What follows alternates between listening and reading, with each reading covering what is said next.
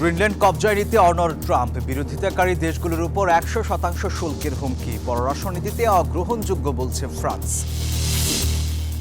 বৃহস্পতিবার গাজা পিস বোর্ডের যাত্রা শুরু, হামাসের নিরস্ত্রীকরণ ছাড়া রাফা ক্রসিং খুলবে না ইসরায়েল, তুরস্ক কাতারের সেনা নিয়ে আপত্তি নেতানিয়াহুর।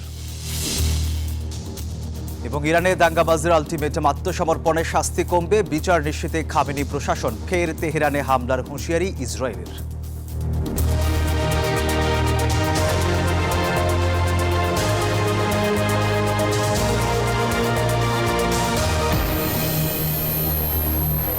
স্বাগত গ্লোবাল টাইমে। বিশ্বের নানা প্রান্তের খবর নিয়ে আপনাদের সাথে আছি আমি সোহাগ বক্স। দেখছিলেন শিরোনামগুলো। গ্রিনল্যান্ড কবজায় নিতে অনড় ডোনাল্ড ট্রাম্প, দ্বীপটি ডেনমার্ক রক্ষা করতে পারবে না বলে দাবি করেছেন তিনি। হুঁশিয়ারি দিয়েছেন গ্রিনল্যান্ড ইস্যুতে বিরোধিতাকারী দেশগুলোর বিরুদ্ধে 100% শুল্ক আরোপের। ন্যাটো প্রধানের সঙ্গে ফোন আলাপেও ট্রাম্প বলেছেন জাতীয় ও বিশ্ব নিরাপত্তার জন্য গ্রিনল্যান্ড অপরিহার্য। তবে পররাষ্ট্রনীতি প্রভাবিত করতে শুল্ক ব্যবহারের হুমকি অগ্রহণযোগ্য বলছে ফ্রান্স। গ্রিনল্যান্ড ইস্যুতে নেটো মিত্রদের ওপর 100% শুল্ক বসানোর আলটিমেটামে অনড় ডোনাল্ড ট্রাম্প। এনবিসি নিউজকে দেওয়া সাক্ষাৎকারে তিনি সাফ জানিয়ে দিয়েছেন গ্রিনল্যান্ড না পেলে 1 ফেব্রুয়ারি থেকেই শুল্ক কার্যকর হবে। এমনকি প্রয়োজনে বল প্রয়োগের বিষয়টিও জিইয়ে রেখেছেন মার্কিন প্রেসিডেন্ট।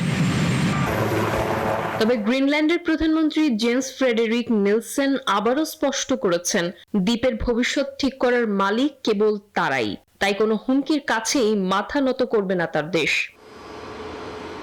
সার্বভৌমত্ব রক্ষায় এরই মধ্যে গ্রিনল্যান্ডে পা রেখেছে ডেনিশ সেনাবাহিনীর অগ্রবর্তী দলটি।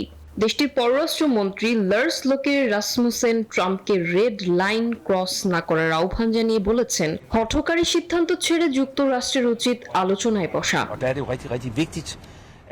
ভুলে যান এসব, আমরা 2026 সালে বাস করছি।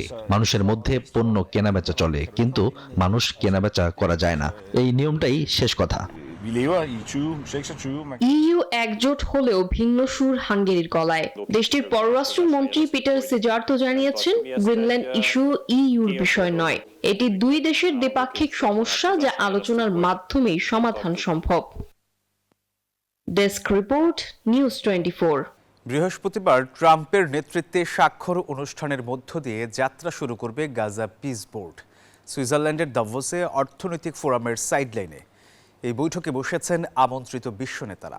অন্যদিকে ফিলিস্তিনিদের অধিকার নিশ্চিতে বোর্ড অব পিসের হাতে ক্ষমতা হস্তান্তরের কথা জানিয়েছে গাজা কর্তৃপক্ষ। তবে যুদ্ধবিরতির দ্বিতীয় ধাপ অনুযায়ী হামাসের নিরস্ত্রীকরণ নিশ্চিত না করে উপত্যকার রাফা ক্রসিং খুলে দেয়া হবে না বলে জানিয়েছে ইসরায়েল।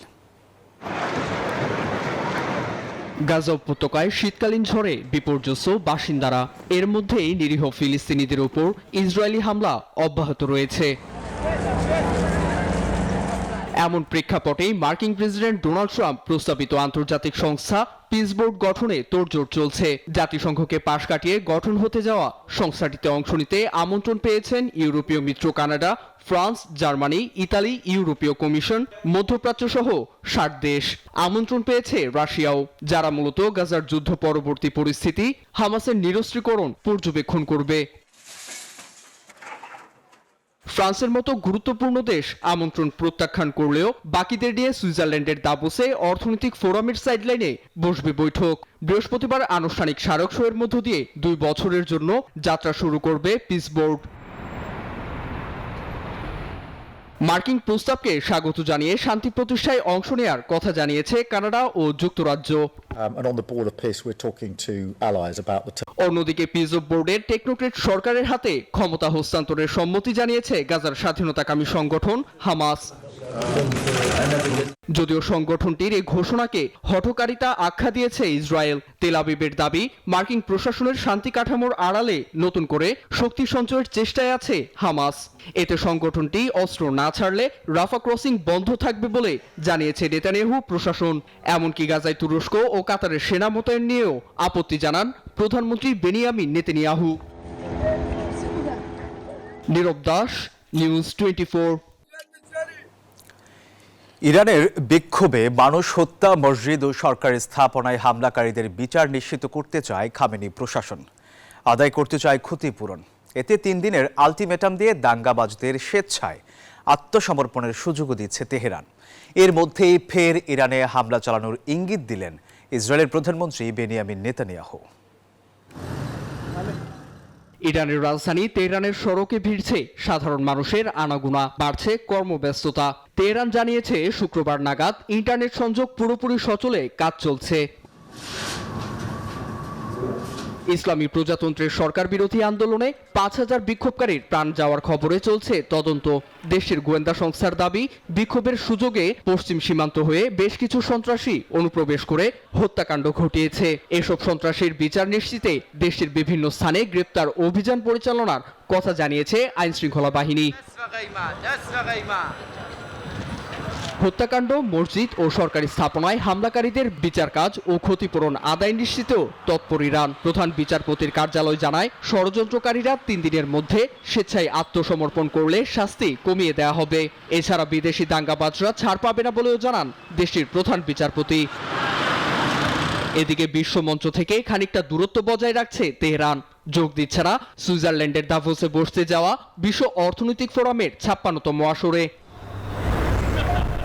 অন্যদিকে তেহরানের বর্তমান পরিস্থিতির উপর নজর রাখার কথা জানিয়েছে তেল আবিব। ইসরায়েলি পার্লামেন্ট নেসেটে দাঁড়িয়ে প্রধানমন্ত্রী নেতানিয়াহু বলেন, ইসরায়েলের দিকে চোখ তুলে তাকালে জোরদার হামলা চালানো হবে। এমন উস্কানির জবাবে এখনো পাল্টা মন্তব্য করেনি তেহরান।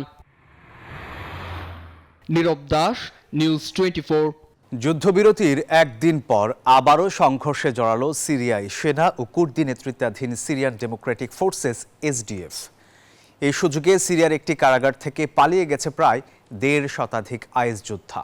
বন্দীরা পালানোর জন্য সরকার এবং কুর্দি এসডিএফ একে অপরকে দায়ী করছে। এদিকে এই ঘটনায় নিরাপত্তা নিয়ে স্থানীয়দের উদ্বেগ বাড়ছে। সিরিয়ার সাদ্দাদের কারাগার থেকে বিপুল সংখ্যক আইএস বন্দী পালিয়ে যাওয়ায় তোলপাড় সৃষ্টি হয়েছে। মঙ্গলবার দেশটির স্বরাষ্ট্র মন্ত্রণালয় এবং কুর্দি বাহিনীর পক্ষ থেকে এই বিষয়ে পরস্পর বিরোধী তথ্য পাওয়া গেছে। সিরিয়া ইরাক সীমান্ত থেকে 50 কিলোমিটার দূরে সাদ্দার জেলে সোমবার এই ঘটনাটি ঘটে। কুর্দিশ বার্তা সংস্থা জানিয়েছে, কয়েক ডজন আইএস সদস্য জেল থেকে পালিয়েছে।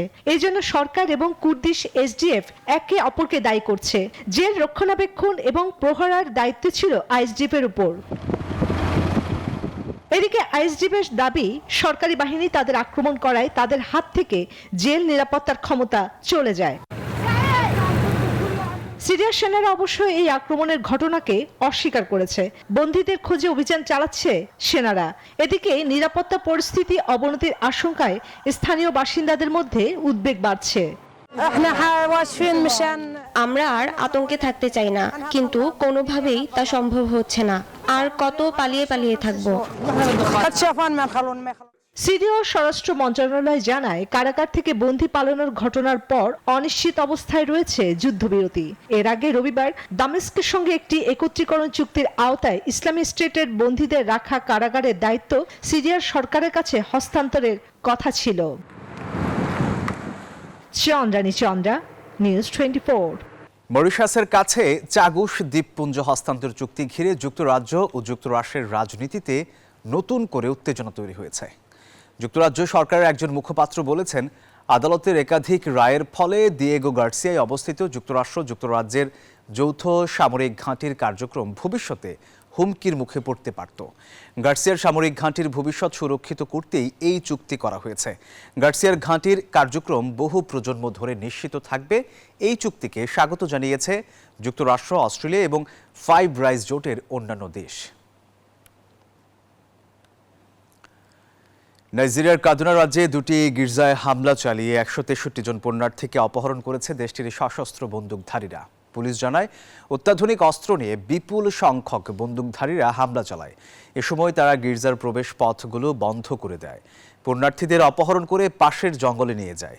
দেশটিতে মুক্তিপণ আদায়ের জন্য প্রায়ই এই সশস্ত্র গোষ্ঠীগুলো এই ধরনের হামলা চালায়।